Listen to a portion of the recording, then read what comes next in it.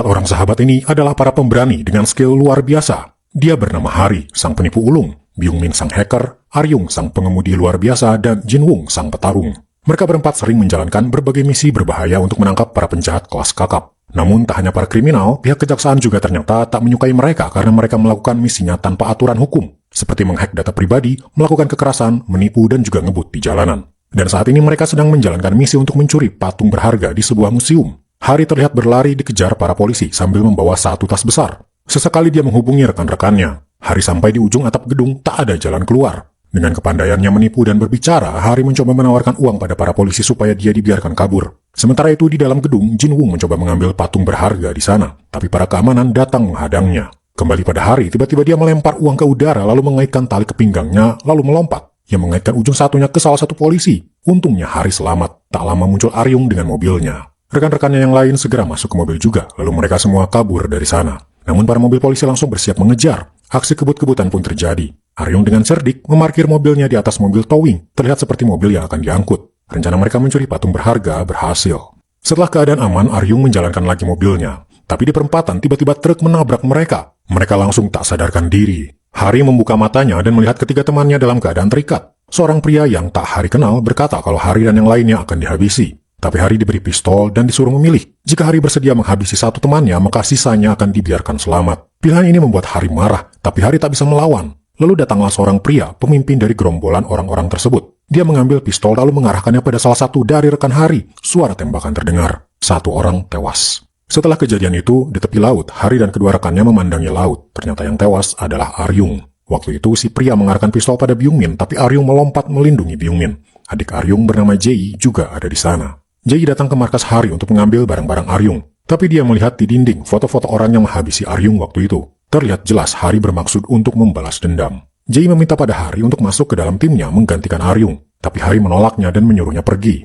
Tak lama kemudian Hari melihat di CCTV-nya mobil polisi mendatangi markasnya. Hari kaget kenapa para polisi tahu markasnya. Ia dan Byung-min juga Jin-woong langsung berlari keluar. Di luar ada Jae. Hari meminta untuk masuk ke dalam mobil, tapi Jae memberi syarat, membolehkan dia masuk menjadi anggota timnya Hari.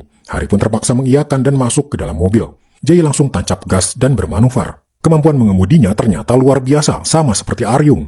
Lalu akhirnya mereka berhasil kabur dari kejaran polisi. Sementara itu di tempat lain, sebuah acara seminar sedang diadakan. Seminar itu tentang NFT. Seorang pria terlihat di layar menjelaskan tentang NFT, jenis investasi baru yang bisa menghasilkan keuntungan besar. Intinya, NFT adalah sebuah gambar yang bisa diperjualbelikan dan harganya bisa terus naik. Orang-orang di sana tertarik untuk berinvestasi NFT seperti saran si pria. Pria ini bernama Doyong. Terlihat dari rumah mewahnya, dia sukses besar di investasi NFT. Tapi yang terjadi sebenarnya, Doyong menipu orang-orang awam yang tak paham NFT. Dia mengambil uang orang-orang itu lalu membuat harga NFT jatuh, lalu akhirnya ia kabur dengan uang tersebut. Beralih lagi pada Hari. Di sebuah bar, Hari tiba-tiba mendapat sebuah amplop berisi sebuah alamat di Thailand. Hari merasa ini adalah panggilan untuk sebuah misi baru. Ia pun mengajak teman-temannya pergi ke Thailand. Sampai di sana mereka menikmati liburan sejenak sebelum melakukan misi mereka. Di sana Hari mendapat amplop lagi, diberi oleh seorang wanita dengan dress merah.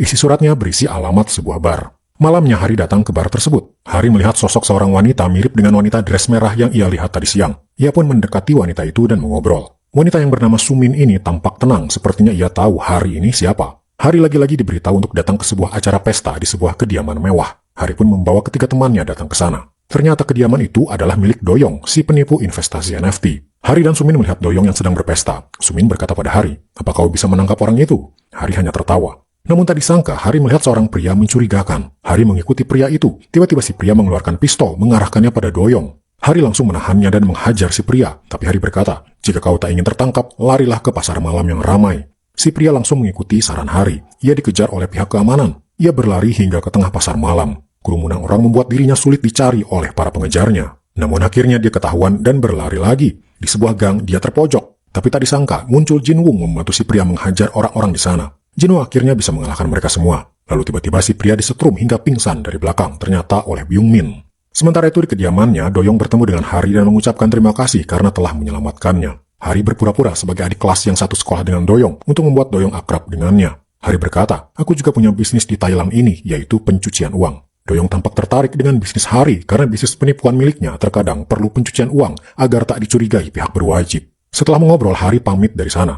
Tapi diam-diam Doyong memerintahkan anak buahnya mencari info tentang Hari. Kembali di kediaman Hari dan teman-temannya, si pria ternyata dibawa ke sana. Pria ini bernama Shin. Tadi malam, Shin berniat menghabisi Doyong karena istrinya meninggal akibat penipuan NFT. Istrinya membeli NFT pada Doyong, tapi ternyata harganya jatuh. Uang istrinya pun habis, tak bisa kembali. Istrinya jadi depresi, lalu akhirnya meminum obat hingga overdosis, lalu meninggal. Setelah tadi malam Hari berkata kalau ia punya bisnis pencucian uang, sepertinya Doyong percaya, dan sore itu Hari diminta untuk menemuinya di sebuah tempat. Hari sudah punya rencana, dia akan berbisnis dengan Doyong, mengetahui rekening Doyong, menghacknya lalu menguras semua uangnya. Hari pun datang ke tempat Doyong bersama Byung-min. Mereka berdua pun sampai di sana. Ketika bertemu Doyong, Byung-min pura-pura mendapat video call. Doyong bisa melihat video call itu dari seorang CEO terkenal, padahal wajah CEO itu ternyata adalah AI. Wajah Jin-woong diubah dengan teknologi AI diganti dengan wajah CEO tersebut. Itu dimaksudkan agar Doyong bisa melihat kalau Hari dan Byung-min adalah seorang pebisnis handal. Mereka pun meneruskan obrolan mengenai bisnis. Hari berkata, rekanku ini punya kemampuan untuk mencetak NFT palsu. Dia bisa membuat gambar NFT, menaikkan harganya di pasaran,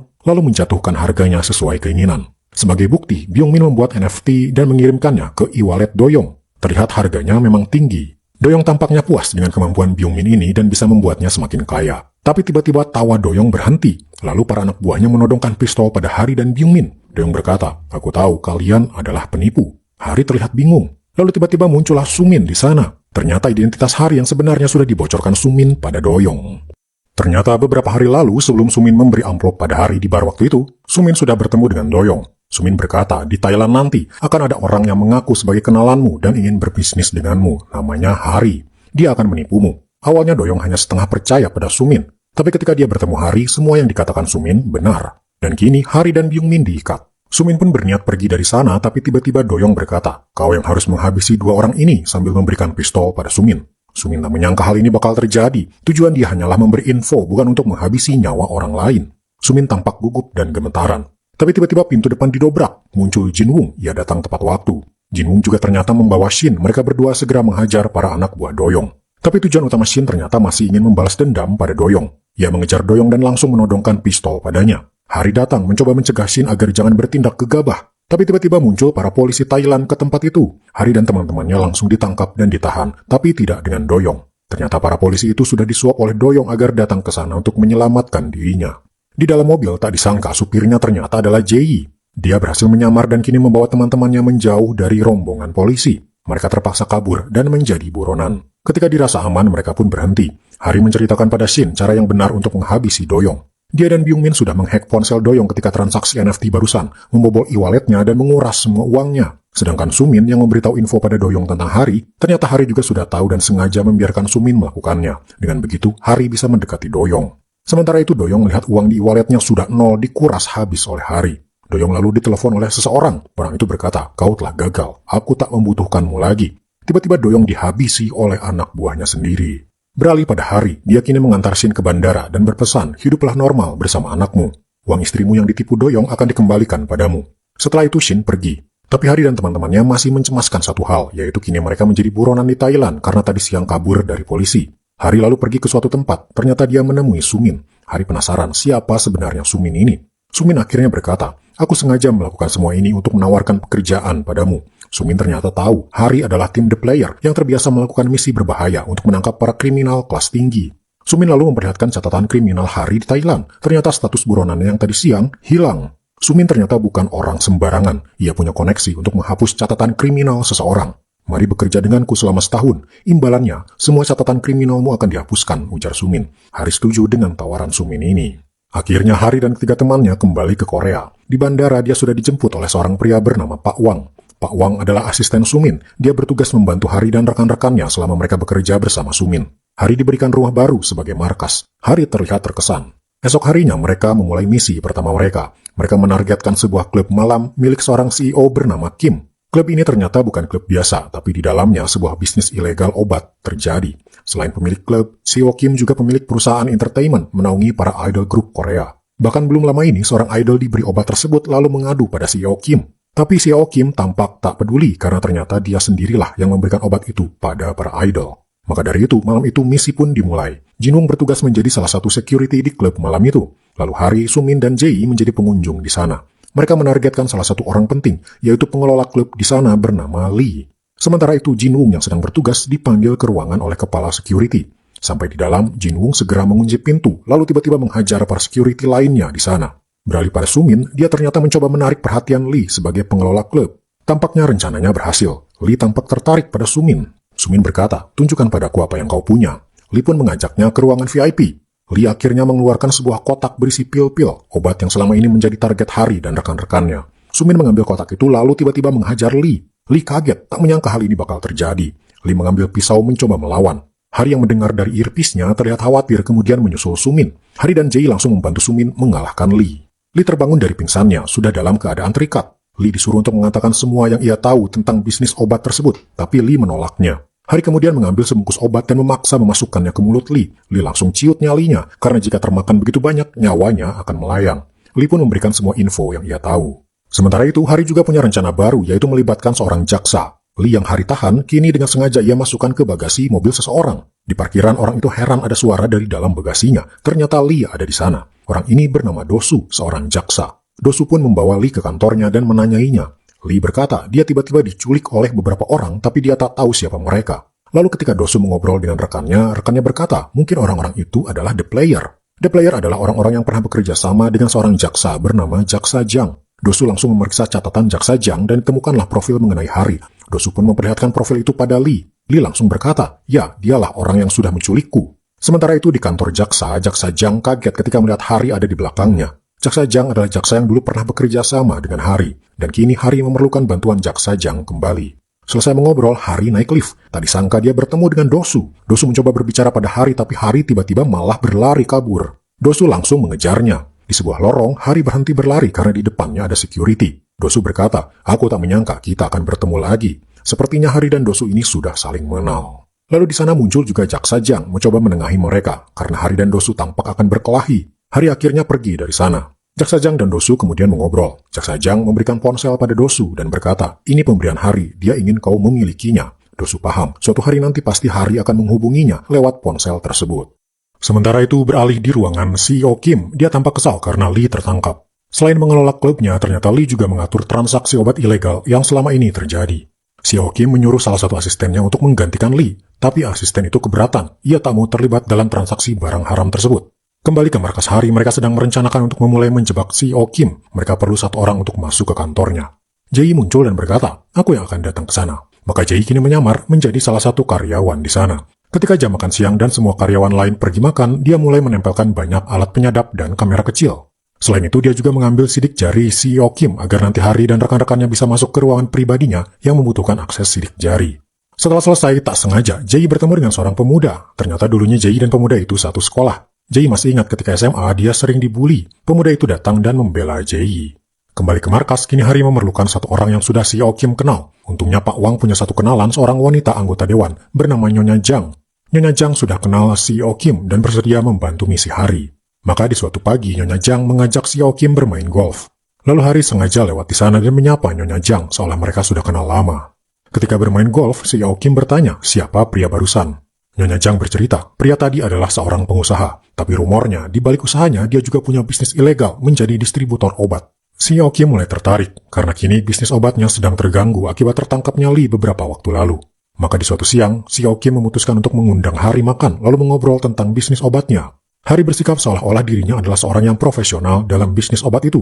Ia bahkan marah pada CEO Kim karena mengajaknya mengobrol tentang bisnis obat di ruang publik. Ini untuk menunjukkan kalau Hari adalah seorang pebisnis yang handal. CEO Kim semakin percaya pada Hari dari sikapnya dan caranya berbicara. Hari berkata, nanti datanglah ke tempatku, akan kukirimkan alamatnya. Setelah beberapa waktu berlalu, akhirnya CEO Kim mendapat pesan dari Hari, alamat tempat mereka bertemu. CEO Kim masuk ke ruangan gedung dan berjalan menuju bawah tanah. Di sana sudah ada Pak Wang yang berpura-pura sebagai asistennya Hari. Di sana CEO Kim melihat puluhan komputer menyala. Pak Wang menjelaskan, semua transaksi kami dijalankan oleh AI. Ia masuk ke ruangan Hari. Di sana bertumpuk gepokan uang dan memberi CEO Kim rasa kagum betapa luar biasanya bisnis Hari. Hari kemudian berkata, jika ingin berbisnis denganku, kau harus bertransaksi setidaknya 70 juta dolar. Ternyata Hari sudah meriset sebelumnya kalau kekayaan CEO Kim sekitar 70 juta dolar. Jadi Hari bermaksud untuk menguras habis seluruh kekayaan CEO Kim. CEO Kim setuju karena dia sudah sangat percaya pada kemampuan bisnis Hari. Setelah selesai mengobrol dan kesepakatan terjadi, CEO Kim pun pergi dari sana. Lalu malamnya, Hari menghubungi seseorang. Ternyata dia menghubungi Dosu lewat ponsel yang Hari berikan padanya. Dosu walaupun keberatan mau juga bertemu dengan Hari. Hari bercerita, aku punya kasus tentang Xiao Kim yang terlibat transaksi obat. Transaksi itu akan dilakukan dan Xiao Kim akan ada di sana. Beberapa waktu kemudian, di suatu siang, Hari akan bertemu dengan Xiao Kim. Ternyata Dosu juga bergabung, sengaja diundang oleh Hari. Tak lama kemudian, Xiao Kim datang. Mereka akan mendatangi tempat produsen obat itu yang bernama Song. Ketika masuk mobil, Pak Wang diam-diam menempelkan pelacak di kursi mobil, membuat Byung Min di markas bisa tahu lokasi mereka berada. Lewat alat komunikasi, Byung Min memberitahu Dosu kalau Hari sedang menuju lokasi transaksi. Tapi tanpa diduga, ternyata di tengah jalan Hari harus turun dan naik mobil lain. Tentu saja alat pelacak tadi sia-sia. Hari jadi tak bisa dilacak di mana keberadaannya. Tapi ternyata itu semua sudah Hari dan rekan-rekannya perhitungkan. Dan kini Jay akan menjalankan tugasnya. Dengan motornya dia ngebut dan membuntuti mobil yang ditumpangi Hari. Hari sampai di sebuah tempat terbengkalai yang sepi. Di sana Hari turun dan dibawa ke dalam. Hari bertanya, di mana Song, orang yang akan bertransaksi dengan kita? Seorang pria lalu datang. Ternyata pria itu adalah orang yang pernah menculik Hari dan membuat Aryung meninggal. 2 tahun lalu, tak lama setelah wafatnya Aryung, Jinwung memilih meninggalkan Hari dan tinggal di gereja. Tapi di suatu siang, Hari datang menemui Jinwung. Jinwung mencoba untuk melupakan kejadian Aryung, tapi Hari berkata, mari kita bersatu lagi dan membalas dendam demi Aryung.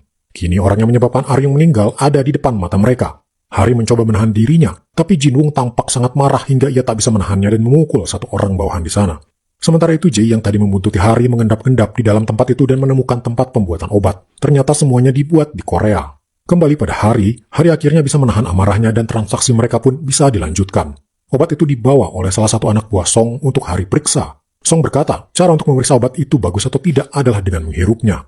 Hari terlihat ragu. Di satu sisi, ia tak mau menghirup benda haram itu, tapi ia juga tak mau penyamarannya terbongkar di depan Xiao Kim. Tapi tepat saat itu, muncullah Dosu bersama para anak buah kejaksaan. Tapi para anak buah Song memilih untuk menyerang. Terjadilah perkelahian. Hari bertarung melawan Song.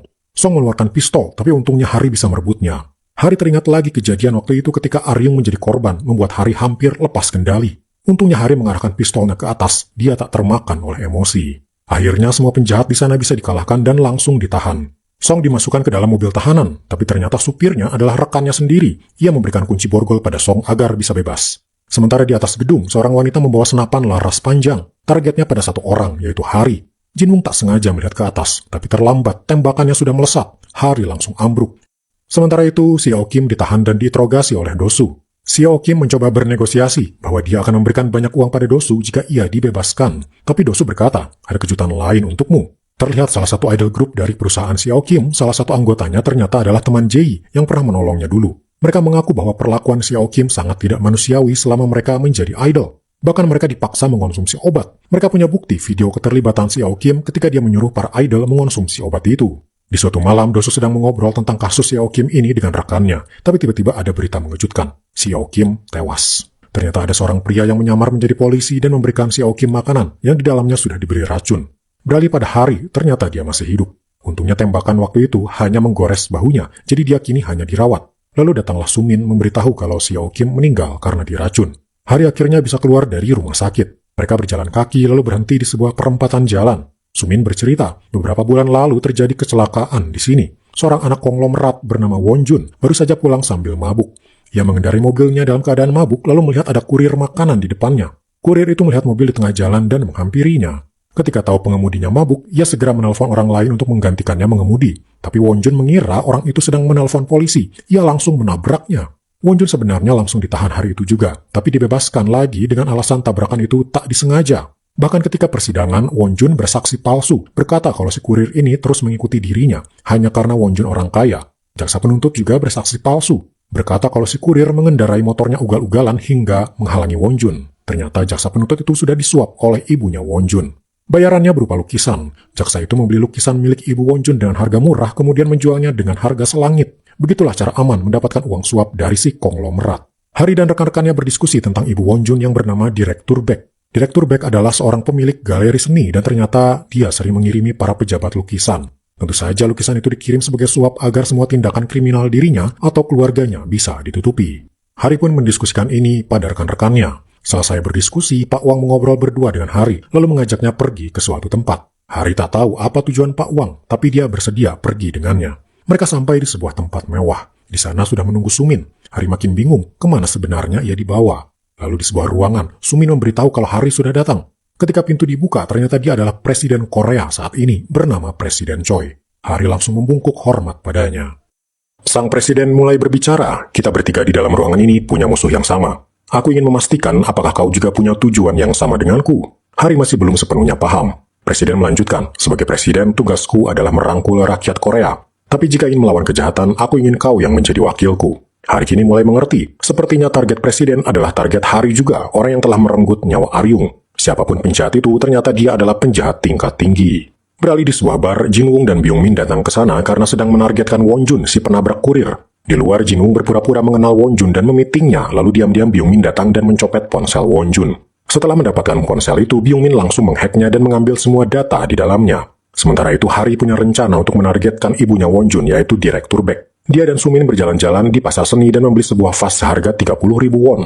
Lalu dengan bantuan Byung Min, dia membuat akun Instagram dan berpura-pura menjadi seorang ahli seni, agar dirinya terkenal dan harga vas yang baru dia beli dijual mahal. Bahkan dia bisa memasukkan title lulusan dari universitas seni terkenal di Inggris. Beberapa waktu kemudian, ada pelelangan karya seni dan vas Hari menjadi salah satu benda seninya. Vas yang awalnya hanya seharga 30.000 won, itu berhasil terjual dengan harga 300 juta won. Tak lama setelah vas itu terjual, Direktur Baek menghubungi Hari, mengundangnya ke galerinya. Ternyata umpan yang Hari buat berhasil membuat Direktur Baek terpancing. Hari pun memenuhi undangan dari Direktur Baek. Tapi Direktur Baek instingnya tajam, dia tidak sepenuhnya percaya pada Hari. Jadi dia mengundang seorang pria lulusan dari universitas di Inggris yang sama dengan Hari datang ke sana juga. Tapi untungnya Hari sudah mengantisipasi hal itu dan meminta Jinwoo dan Pak Wang datang menemui si pria beberapa hari sebelumnya. Untungnya pria itu mau diajak bekerja sama, dan ketika bertemu Hari, pria itu berpura-pura kenal dan benar teman semasa kuliah di Inggris dulu. Hari kemudian berpura-pura menelpon agar Direktur Baek mendengarnya. Hari bercerita, aku punya karya seni baru datang dari Amerika tapi tak tahu harus disimpan di mana. Direktur Baek pun menyarankan agar disimpan di gudang galerinya saja. Maka di suatu siang, karya seni itu pun dikirim oleh Hari dan rekan-rekannya dengan sebuah truk. Ternyata karya seni itu besar, berbentuk kepala kuda. Di dalam gudang galeri, ternyata Direktur Baek memperlihatkan 4 lukisan mahal miliknya, masing-masing berharga 2 miliar won. Hari pun terkesan dengan keempat lukisan itu. Setelah itu mereka pun keluar dari gudang. Setelah lampu padam, ada yang keluar dari patung kuda itu, ternyata itu Jae. Jae ternyata punya misi untuk mengambil keempat lukisan itu sesuai rencana Hari. Tapi yang Hari tak tahu, udara di gudang galeri akan dihilangkan untuk menjaga karya seni di dalam sana. Itu artinya Jae bisa kehabisan udara dan tak bisa bernafas. Hari dan yang lainnya tak menduga hal ini dan langsung menyuruh Jae keluar dari sana. Tak hanya itu, ternyata Direktur Baek kedatangan seorang pria yang ternyata pembuat patung kuda itu. Ternyata dia tahu kalau Hari memesan patung kuda darinya bukan dari Amerika. Lalu lagi-lagi masalah muncul. Ternyata Dosu juga tahu keberadaan Hari dan datang ke sana juga untuk menangkap Hari. Mereka pun masuk lagi ke gudang dan memeriksa patung kuda. Tapi di dalamnya sudah kosong, Jae sudah pergi entah kemana. Direktur Baek memeriksa keempat lukisannya dan masih ada di sana. Tapi lukisan itu tiba-tiba turun. Terlihat di belakangnya catatan suap yang sudah dilakukan Direktur Baek. Jadi ternyata Jae berhasil menjalankan misinya. Dosu yang awalnya akan menangkap Hari, kini malah berbalik menangkap Direktur Baek karena melihat bukti suap di keempat lukisan itu. Ternyata sewaktu Jae hampir kehabisan nafas waktu itu, Byung Min berhasil menormalkan kembali udara di sana. Lalu Jae langsung menyamar menjadi salah satu petugas kejaksaan yang memakai pakaian hazmat. Sementara itu, anak Direktur Baek, Won Jun, ternyata juga mendapatkan karmanya. Videonya ketika mabuk dan mengendarai mobil ternyata tersebar dan masuk berita. Itu artinya dia akan diadili lagi di pengadilan, dan kali ini bukti kuat video itu akan mengantarkannya ke penjara. Sementara itu, kurir yang menjadi korban ternyata masih muda. Di suatu siang, Pak Wang mendatangi orang tuanya yang berjualan ayam. Pak Wang berkata, ada seseorang yang memberikan beasiswa kepada anak Anda. Penghargaan ini diberikan kepada anak Anda atas ketulusannya selama dia hidup. Orang tuanya tak menyangka hal ini dan hanya bisa menangis berterima kasih. Sementara itu, Hari sedang mengobrol dengan Sumin di restoran. Sumin bercerita tentang hubungannya dengan presiden. Dulu orang terdekat Sumin meninggal karena kecelakaan, dan sekarang Presiden Choi sudah ia anggap sebagai pamannya. Tapi diam-diam ternyata Hari menyelidiki latar belakang Presiden Choi. Lalu tanpa Hari tahu, ternyata gerak-gerik Hari juga dipantau oleh sang presiden. Sementara itu, di suatu siang, seorang ibu berlari ke kantor polisi, melapor kalau anaknya tidak bisa dihubungi dan tidak keluar dari apartemennya. Ibu itu sudah menggedor apartemennya tapi tak ada jawaban. Dua orang polisi pun menemani ibu itu ke apartemen tersebut. Ketika apartemen dibuka, ternyata anaknya sudah dalam keadaan kritis karena meminum obat hingga overdosis. Ternyata dia berhutang pada bank dan tak bisa membayar. Kasus ini pun kini ditangani oleh Dosu. Dosu memanggil para tersangka. Setelah menginterogasi mereka, didapatlah info bahwa korban awalnya menyewa apartemen. Tapi karena harganya mahal, korban meminjam uang dari bank. Tapi tak lama kemudian, si pemilik apartemen menjual apartemennya. Korban terpaksa harus pergi, sementara hutang mereka di bank masih terus harus dibayar. Ternyata sudah ada hampir 200 korban serupa dan mereka mengadu pada pihak kejaksaan. Seorang pengusaha properti bernama Cho diduga sengaja menjual apartemennya begitu ada penyewa. Dosu pun kini mengawasi gerak-gerik pengusaha Cho. Tapi tanpa diduga, siang itu pengusaha Cho bertemu dengan Hari. Hari ternyata sedang menangani kasus yang sama dan kini ia berpura-pura menjadi pengusaha properti juga. Tujuan Hari adalah untuk bertemu dengan bosnya pengusaha Cho karena dia yakin pengusaha Cho hanyalah pelaksana. Ada otak utama di balik kasus ini. Dosu pun kini mengawasi pengusaha Cho sekaligus Hari. Namun ketika Dosu berjalan keluar, ia dipanggil oleh Ji. Dosu pun mendatangi mobilnya dan sudah ada Sumin juga di dalam mobil. Sumin berkata pada Dosu, "Aku ingin kau melihat dulu bagaimana aksi Hari dalam mengungkap kasus ini." Jadi Dosu diminta untuk bekerja sama. Dosu menyetujui hal itu dan ia memperhatikan apa yang Hari dan rekan-rekannya lakukan. Sumin sekarang berpura-pura sebagai agen apartemen dan Byung-min berperan sebagai calon penyewa. Mereka pun mendatangi satu apartemen. Kebetulan Hari dan pengusaha Cho ada di sana. Byung-min sebagai calon penyewa berkata ia setuju menyewa apartemen tersebut. Mereka pun melanjutkan datang ke sebuah bank. Pegawainya adalah Ji. Di sana Byung-min menandatangani peminjaman uang agar bisa membayar sewa apartemen yang barusan ia lihat. Ini untuk menunjukkan pada pengusaha Cho kalau Hari, Sumin, dan Ji adalah tim dan melakukan acara yang sama dengan pengusaha Cho dan bosnya agar nanti Hari bisa bertemu dengan bos tersebut. Malamnya, Hari mendapat pesan di ponselnya kalau bos dari pengusaha Cho ingin bertemu. Bos itu bernama Myong. Hari pun mendatangi tempat pertemuan mereka. Tapi ketika sampai di sana, yang datang hanyalah pengusaha Cho. Hari seperti dipermainkan oleh pengusaha Cho dan bosnya, Myong. Myong sepertinya ingin menjadi orang yang misterius dan sulit ditemui. Tapi di sebuah gedung, seorang wanita berjalan masuk ke dalam menuju sebuah ruangan. Itu Sumin, dan dia mendatangi seorang pria. Ternyata pria itu adalah Myong. Hari dan rekan-rekannya berhasil menemukannya. Ternyata cara Sumin menemukan Myong adalah dengan cara menaruh virus di laptopnya. Ketika itu Myong memeriksa sebuah email berisi file foto data seorang penyewa properti. Tanpa Myong sangka, ternyata file itu sudah ditanamkan virus oleh Byung-min. Byung-min pun langsung bisa melacak di mana lokasi Myong. Sumin lalu berkata, "Kita akan pergi ke suatu tempat." Rencana Hari ternyata sejauh ini berjalan lancar. Ia pun kini pergi dari tempatnya untuk bertemu Myong. Sementara itu di mobil Byung-min, Dosu punya info terbaru dari kejaksaan. Kejaksaan mengecek ternyata penyamaran Hari bukan pura-pura. Hari melakukan penipuan seperti yang pengusaha Cho lakukan selama ini dan sudah ada 30 korban. Rekan-rekan Hari, bahkan Sumin tak tahu akan hal ini. Sementara pengusaha Cho dan Hari sudah sampai di sebuah gudang. Tapi di sana tiba-tiba Hari ditodong pistol dari belakang. Lalu tanpa disangka, ia melihat Sumin sudah diikat. Ternyata Myong berbalik melawan. Hari dikepung oleh anak buah Myong. Tapi untunglah muncul Ji, Byung-min, dan yang lainnya termasuk Dosu. Mereka langsung menghajar para anak buah Myong.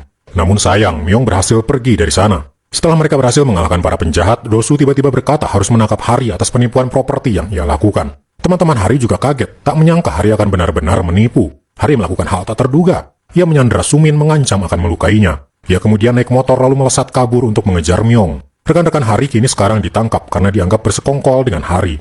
Tapi sebelum pergi, ponsel Sumin berdering, Dosu yang mengangkatnya. Ia kaget ketika yang berbicara ternyata adalah Presiden Korea, Presiden Choi. Sang presiden berkata, "Sumin dan Hari bekerja untukku." Rekan-rekan Hari tak jadi ditangkap, bahkan kini Dosu datang ke markas mereka setelah tahu mereka bekerja untuk presiden.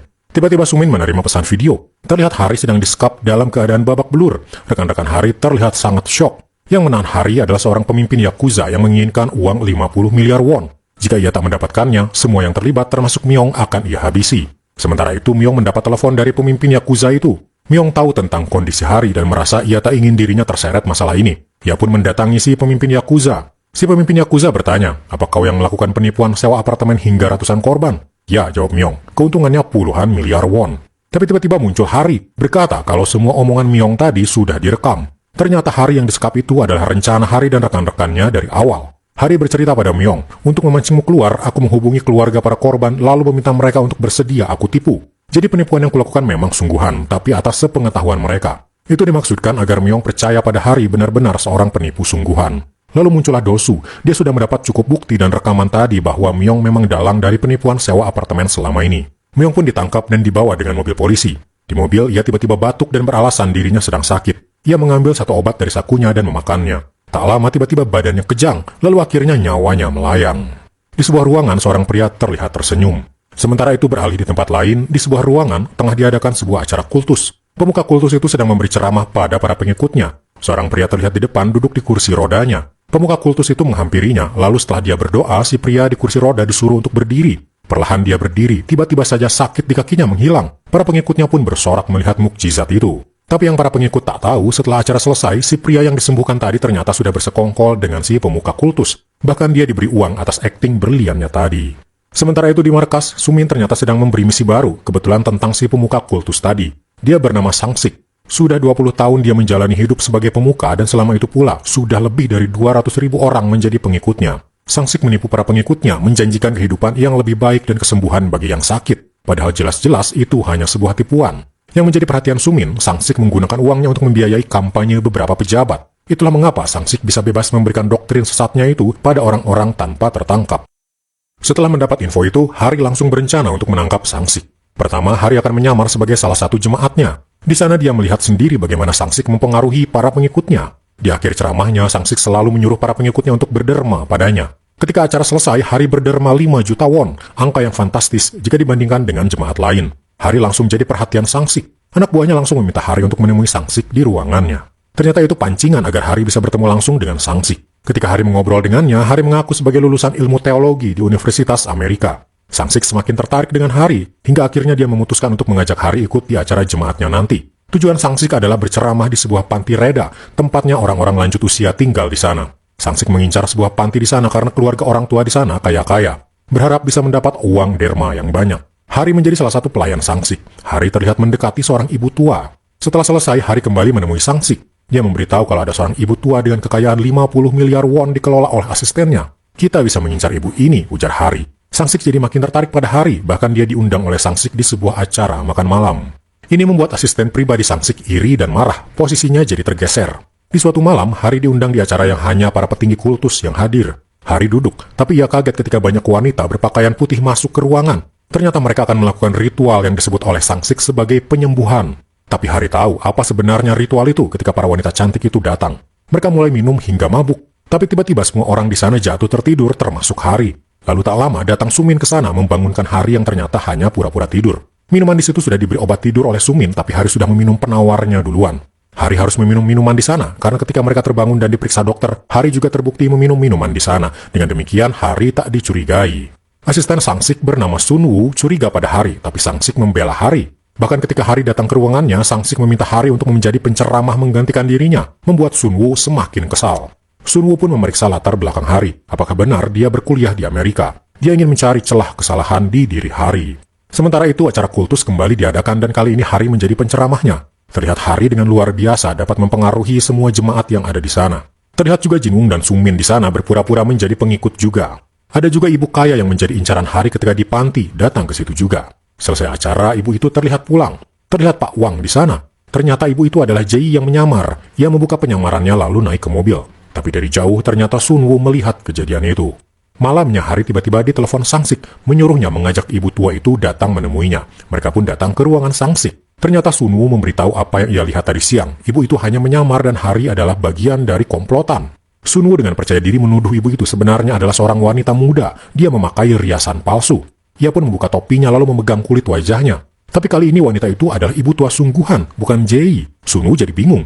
Sang Sik marah karena malu. Ia langsung mengusir Sun Woo keluar. Ia kemudian berkata pada Hari, Sun Woo sudah kupecat dan posisinya kosong. Mulai hari ini kau menggantikannya menjadi asistenku.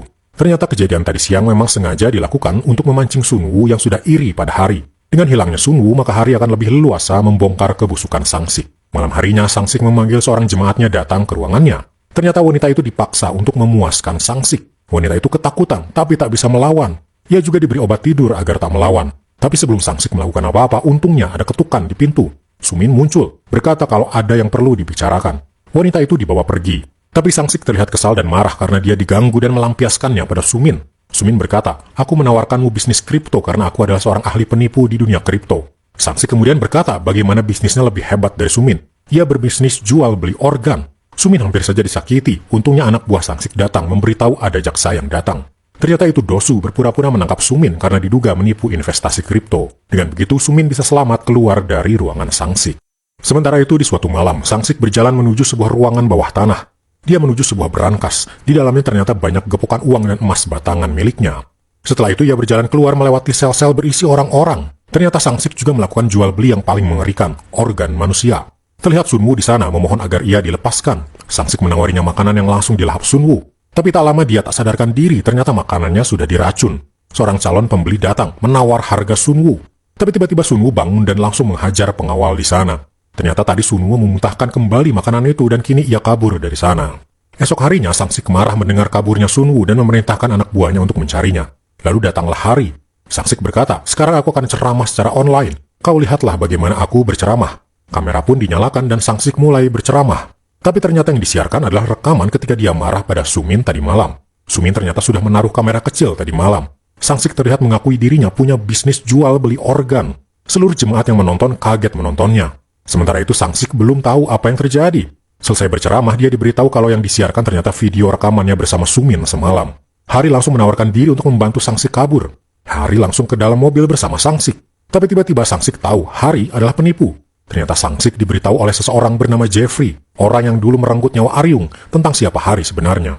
Hari pun kini dijebloskan ke sel bawah tanah tempat tahanan lainnya dikurung. Tak hanya itu, ternyata Sang-sik bermaksud membakar tempat itu. Hari terus-menerus berteriak sampai seorang pengawal mendatanginya. Hari mencoba memprovokasinya untuk membuatnya marah. Pengawal itu tak bisa menahan emosi dan membuka pintu untuk menghajar Hari. Siasat Hari berhasil. Ia berhasil bebas dari sel. Untungnya datang juga Jin Wung ke sana. Sang-sik mengetahui keributan di sel membuatnya marah. Ia bahkan tahu ada jaksa yang akan datang menangkapnya. Ia segera mengambil uang yang ada di berangkas dan pergi. Tapi ternyata di antara anak buah Sang-sik ada Byung-min yang menyamar. Ketika membantu mengambil uang di berangkas Sang-sik, Byung-min menukar tablet Sang-sik dengan yang palsu. Di tablet Sang-sik ternyata ada e-wallet berisi kripto miliknya dengan total uang 89 miliar won. Byung-min langsung menghacknya dan menguras saldo yang ada di sana. Sang-sik pun kini langsung jatuh miskin. Sementara itu Sang-sik dibawa dengan sebuah mobil, tapi ternyata supirnya adalah Jae. Jae membawa Sang-sik ke sebuah tempat sepi. Di sana sudah ada Jin Wung. Sang-sik tak punya pilihan lain selain bertarung melawan Jin Wung.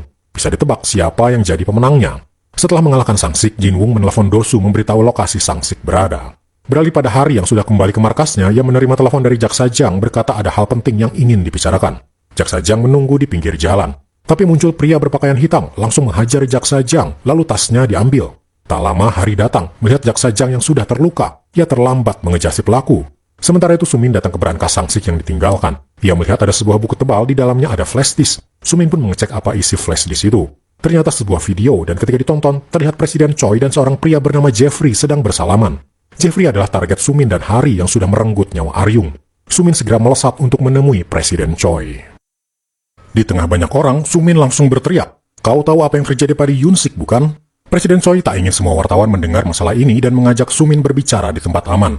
Yoon-sik adalah pacar Sumin dulu.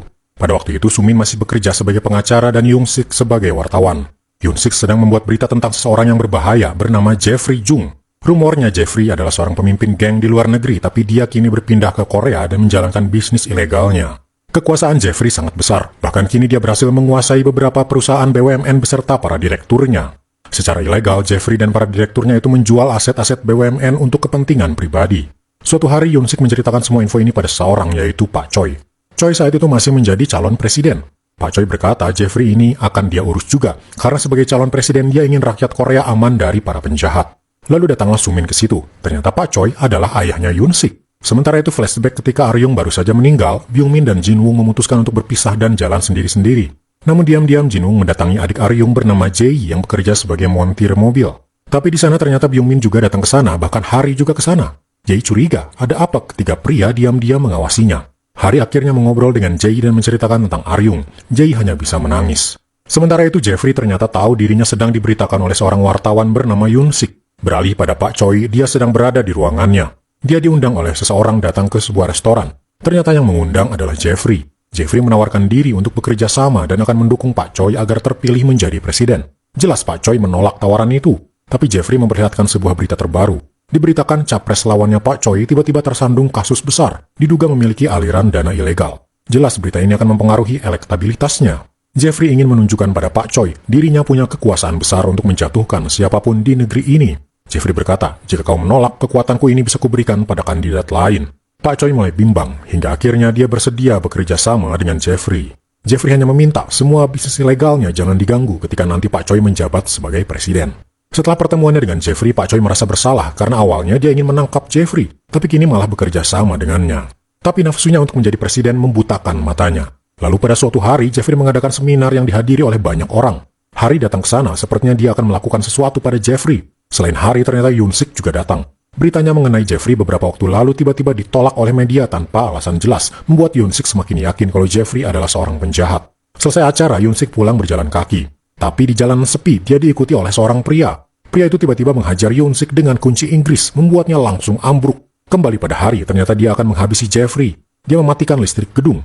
Jeffrey langsung dibawa oleh para anak buahnya ke jalur evakuasi yang aman. Hari mengikutinya dari belakang, lalu mengarahkan pistol padanya. Jeffrey merasa ada yang mengawasinya. Ia berbalik dan memeriksa, tapi tak ada orang.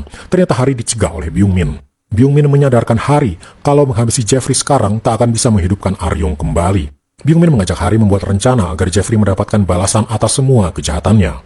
Sementara itu Sumin sedang di restoran menunggu Yoon-sik. Ekspresinya berubah saat ia mendapat telepon mendengar kabar buruk. Pacarnya meninggal karena dihabisi oleh seseorang tak dikenal. Pak Choi tak menyangka anaknya akan menjadi korban. Pak Choi kini sudah menjadi presiden dan dia menyesali perjanjiannya dengan Jeffrey. Ia pun kini memburu Jeffrey dan memberitahu tentang Jeffrey ini pada Sumin juga. Tapi Pak Choi tak memberitahu pada Sumin fakta kalau dia pernah bekerja sama dengan Jeffrey. Pak Choi meminta asistennya, yaitu Pak Wang, untuk mendampingi Sumin. Sejak saat itu Sumin bertekad untuk membalas dendam pada Jeffrey. Ia memeriksa semua hal yang berhubungan dengan Jeffrey dan mulai memburunya. Selain itu Sumin mulai mencari sebuah tim untuk membantunya melenyapkan Jeffrey. Pilihannya jatuh kepada tim Hari dan rekan-rekannya karena Sumin tahu mereka punya dendam pada Jeffrey juga. Maka akhirnya Sumin dan tim The Player bertemu dan mereka mulai melakukan misi-misi melenyapkan satu persatu rekan-rekan bisnis Jeffrey seperti yang sudah kita lihat sebelumnya. Kembali ke masa sekarang, Hari terlihat berada di depan ruang ICU sehabis Jaksa Jang diserang. Si pelaku pastilah anak buah Jeffrey dan ia mengambil tas Jaksa Jang berisi sesuatu yang penting. Hari kembali ke markas dengan wajah sedih. Dia tak menyangka Jaksa Jang akan ikut disakiti juga. Teman-teman Hari yang lain pun merasa ini sudah keterlaluan. Sementara itu di luar markas terlihat segerombolan orang memasang sebuah alat peledak. Seketika dinding hancur membuat Hari dan yang lainnya kaget. Gerombolan itu masuk ke dalam merangsek masuk ke markas Hari. Ternyata mereka adalah anak buah Jeffrey. Dengan brutal mereka langsung menyerang Hari dan teman-temannya. Perkelahian pun terjadi. Jae tampak kewalahan melawan mereka. Tiba-tiba sebuah pisau hendak menusuknya, namun Byung-min melompat menghadang membuat dirinya yang tertusuk. Byung-min segera dibawa keluar oleh Jae dan Jin-woong. Tapi naasnya, di parkiran mereka bertemu satu orang anak buah Jeffrey yang jago berkelahi. Jin-woong langsung melawannya, tapi dia sangat kuat, membuat Jin-woong kewalahan. Tiba-tiba muncul seorang pria yang membantu Jin-woong. Dia adalah Shin, pria yang mereka temui di Thailand waktu itu. Berkat bantuannya, akhirnya mereka bisa kabur untuk menyelamatkan Byung-min yang tertusuk tadi. Sementara itu di markas, Hari berhasil menghabisi para anak buah Jeffrey. Ketua mereka tampak marah ketika Hari berhasil kabur. Tiba-tiba muncullah Jeffrey yang kecewa karena Hari kabur. Tanpa basa-basi, si ketua itu Jeffrey habisi saat itu juga. Beberapa waktu kemudian, tersiar berita bahwa Jeffrey kini mengambil alih perusahaan kereta api milik pemerintah menjadi milik swasta dan dia menjadi CEO-nya. Jeffrey memang punya kekuatan besar. Di sisi lain, hal itu membuat para pegawainya protes karena banyak pegawai di perusahaan itu yang di-PHK oleh Jeffrey secara sepihak. Jeffrey kemudian terlihat memasuki ruangan. Di sana berkumpul para pejabat pemerintah yang mendukungnya. Kekuasaan Jeffrey begitu besar, bahkan menteri dan pejabat lainnya tunduk patuh pada perintahnya. Dari sana Jeffrey menemui seseorang, yaitu Presiden Choi. Presiden Choi yang berhasil menjadi presiden berkat bantuan Jeffrey kini merasa dirinya tak bersih lagi. Esok harinya ketika para pegawai yang di PHK itu berdemo, ternyata diam-diam anak buah Jeffrey menyimpan bahan peledak di dalam tenda mereka ketika malam hari. Hasilnya tersiar berita kalau para pendemo itu menjadi tersangka tindakan anarkis dan ditangkap. Itu semua ulah Jeffrey agar perusahaan kereta api miliknya itu bisa berjalan sesuai dengan keinginannya. Tak ada lagi yang berani menentangnya. Sementara itu di markas baru Hari dan rekan-rekannya sedang membahas kasus ini. Mereka mendapat bukti kalau Jeffrey lah yang menghasut dan membuat seolah-olah para pendemo itu membawa bahan peledak, padahal bukan. Hari kemudian berkata, "Aku sebenarnya tahu kalau penghasutan itu akan terjadi. Karena di hari sebelumnya, Hari ternyata berpura-pura menabrak seorang pejabat pendukung Jeffrey di sebuah tempat dan memasukkan alat penyadap di sakunya. Dari situ Hari bisa mendengar rencana Jeffrey dan para pejabat lainnya. Ternyata rencana Jeffrey kali ini benar-benar membuat ngeri. Dia akan meledakkan sebuah acara yang dihadiri banyak anak-anak dan para orang tua. Hari dan rekan-rekannya tak akan tinggal diam dan akan berusaha untuk menggagalkan rencana Jeffrey itu. Maka ketika waktunya tiba, semuanya datang ke sana dan berusaha mencari di mana peledak itu berada. Hari melihat dua orang mencurigakan membawa tas ransel besar. Hari langsung mengejar mereka. Salah satunya berhasil Hari kejar seorang pria. Hari merebut tas itu dan melihat isinya, ternyata tak ada barang mencurigakan. Hari pun meminta maaf dan pergi. Tapi ternyata pria itu adalah anak buah Jeffrey yang langsung memberitahu pada Jeffrey tentang Hari. Di tempat lain, Jin-woong dan Jae juga melihat pria berpakaian hitam lainnya. Mereka mengikuti pria itu. Di kamar mandi, pria itu tiba-tiba menyerang Jin-woong. Jae juga diserang oleh pria satunya. Terjadilah perkelahian antara mereka. Di luar, Hari dan Sumin juga lagi-lagi melihat pria lainnya yang mencurigakan. Ternyata ini adalah taktik Jeffrey untuk mengecoh Hari dan teman-temannya agar terpisah dan kebingungan. Hari berhasil mengejar si pria dan menghajarnya. Lalu datanglah Sumin membuat si pria punya waktu untuk kabur. Tapi ponsel si pria terjatuh. Sumin mengambilnya dan menghack isi di dalamnya. Beralih pada Jeffrey, dia kini diminta untuk pergi dari gedung karena ternyata peledaknya akan aktif 5 menit lagi. Kembali pada Sumin, dia berhasil mendapat lokasi peledak itu disembunyikan dari ponsel tadi, yaitu di sekitar panggung. Sementara itu Byung-min pergi ke panggung itu yang sedang ada acara. Dia berteriak pada semua orang akan ada ledakan di tempat itu. Pak Wang juga menyembunyikan alarm peringatan membuat semua orang kini berlarian. Hari dan rekan-rekannya langsung mencari di mana tepatnya peledak itu disembunyikan. Di deretan kursi-kursi, Hari memeriksa di bawahnya. Ada sebuah koper hitam mencurigakan. Ketika dibuka, peledak itu di sana dengan timer tinggal 1 menit lagi. Ada 3 kabel di sana dan Hari tak tahu kabel mana yang harus ia potong. Ia meminta saran Byung-min. Byung-min berkata potong kabel merah di atas. Tapi di detik-detik akhir, Byung-min meralatnya, potong kabel merah bawah. Untungnya sarannya berhasil, timer itu berhenti. Mereka pun lega akhirnya bisa menghentikan peledak tersebut. Tapi di luar dugaan muncul para polisi dan seorang jaksa berkata kalau Hari menjadi tersangka karena mencoba meledakkan gedung. Hari jelas tak terima. Dialah yang berhasil menghentikan ledakan, tapi kenapa dirinya yang malah menjadi tersangka? Kini Hari ada di ruangan interogasi dan seorang jaksa bernama Jaksa Gun menanyai Hari. Bahkan ketika dia memeriksa catatan masa lalu Hari yang penuh dengan tindakan ilegal, membuatnya semakin yakin kalau Hari adalah seorang penjahat. Tapi ternyata Jaksa Gun sudah bersekongkol dengan Jeffrey untuk menuduh Hari sebagai pelaku peledakan agar Hari dipenjara. Sementara itu Jeffrey mendapat kabar tak terduga. Ada sebuah video beredar ketika Presiden Choi menerima suap dari anak buah Jeffrey, dan video itu tersebar di publik. Presiden Choi kemudian membuat sebuah konferensi pers mengenai kebenaran video tersebut. Presiden Choi berkata, yang ada di video itu adalah benar. Sejak dulu sebelum aku terpilih menjadi presiden, aku sudah menerima suap dari Jeffrey. Sementara itu di saat yang sama, Hari yang tertangkap juga ditanyai wartawan, apakah dia pelaku peledakan. Hari menjawab, ya, aku disuruh oleh pemimpinku, yaitu Jeffrey. Kini Presiden Choi dan Hari menyudutkan Jeffrey. Situasi ini ternyata sudah direncanakan Hari dan Presiden Choi beberapa waktu lalu. Saat itu Hari menemui Presiden untuk meminta kejelasan sejauh apa hubungannya dengan Jeffrey. Presiden Choi berkata, dulu aku menang jadi presiden karena bantuan Jeffrey, tapi itu membuat anakku hilang nyawanya. Aku sadar Jeffrey punya kemampuan yang sangat besar, jadi aku harus berkorban demi mengalahkannya. Presiden Choi lalu mengajak Hari untuk ikut berkorban juga. Maka kini mereka berdua pun menyudutkan Jeffrey. Jeffrey di markasnya marah melihat berita tentang pengakuan Presiden Choi dan Hari. Sementara itu di markas Hari, teman-teman Hari tak menyangka Hari dan Presiden Choi akan membuat pernyataan yang menggemparkan tersebut. Mereka pun memutuskan untuk menangkap Jeffrey karena mereka yakin Jeffrey pasti akan kabur setelah posisinya tersudut. Hari pun kini diinterogasi lagi karena pernyataannya itu. Di tengah interogasi dia meminta untuk pergi ke toilet. Di sana ada seorang petugas disinfektan sedang membersihkan toilet. Tak disangka ternyata petugas itu adalah Pak Wang. Ia memberikan satu pakaian lagi pada Hari sehingga Hari bisa menyamar dan kabur keluar. Sementara itu Presiden Choi sedang berkendara dengan para pengawalnya. Tapi tiba-tiba para pengawal berhenti. Supir Presiden tiba-tiba mengarahkan senjatanya pada Presiden, ternyata dia adalah anak buah Jeffrey. Presiden Choi pun dihabisi. Berita langsung menggema menyatakan bahwa Presiden Choi meninggal tiba-tiba. Sementara itu di markas, Jaksa Dosu melihat berita meninggalnya Presiden Choi. Tapi ia lebih terkejut ketika melihat Presiden Choi ada di hadapannya, ternyata dia masih hidup. Ternyata sebelumnya, Hari menyiapkan seorang pria yang sangat mirip dengan Presiden Choi menggantikan dirinya. Tapi itu berarti, pria itu kini meninggal sungguhan, dan Presiden Choi merasa sangat bersalah. Presiden Choi berkata, jika ia sudah berhasil mengalahkan Jeffrey, dia akan menyerahkan diri. Presiden Choi kemudian pergi ke toilet dan ponselnya berbunyi. Ia melihat video, Sumin terlihat disekap, pastilah oleh Jeffrey. Tapi Presiden Choi tak menceritakan hal ini pada Hari. Malamnya mereka tampak khawatir karena ternyata Sumin belum datang ke markas. Presiden Choi berkata, dia perlu waktu untuk berjalan-jalan di luar, padahal dia disuruh oleh Jeffrey. Di jalan, sebuah mobil menghampiri Presiden Choi dan membawanya pergi. Presiden Choi dibawa ke tempat Sumin disekap. Ia langsung memohon agar melepaskan Sumin, tapi tak diduga, ia ditusuk di perut.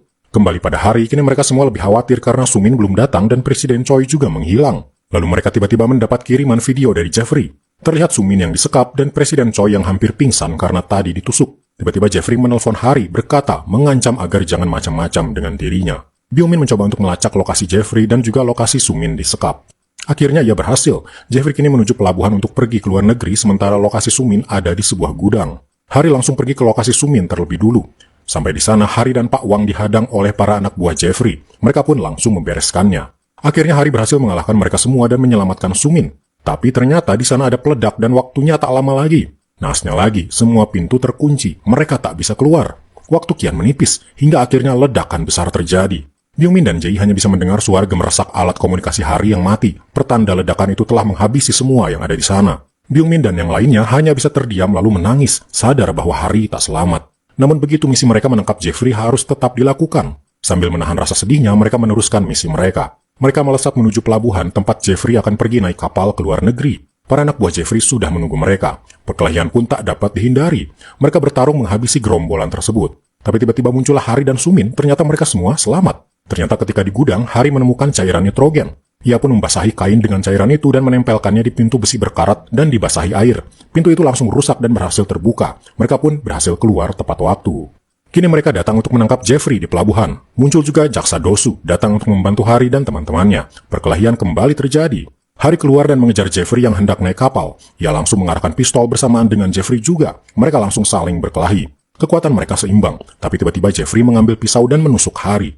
Tusukan berkali-kali membuat Harry limbung, tapi untungnya ia masih bisa bertahan dan akhirnya berhasil mengalahkan Jeffrey. Ia pun mengikat Jeffrey. Teman-teman Harry muncul. Jay langsung mengambil pistol dan mengarahkannya pada Jeffrey. Dendamnya atas meninggalnya kakaknya Aryung membuat dia hampir hilang kendali. Suara tembakan terdengar, tapi ternyata Jay mengarahkannya ke atas. Untungnya Jay berhasil menahan diri dan memutuskan agar Jeffrey dihukum sesuai dengan kejahatannya. Akhirnya semua masalah besar telah terselesaikan. Jeffrey berhasil ditangkap. 1 tahun kemudian, Presiden Choi kini dipenjara akibat kerjasamanya dengan Jeffrey dulu. Sementara Sumin kini membuka sebuah kantor hukum. Sementara itu di penjara, Jeffrey mendapat kunjungan dari seorang wanita yang ternyata adalah teman Jeffrey ketika di luar negeri.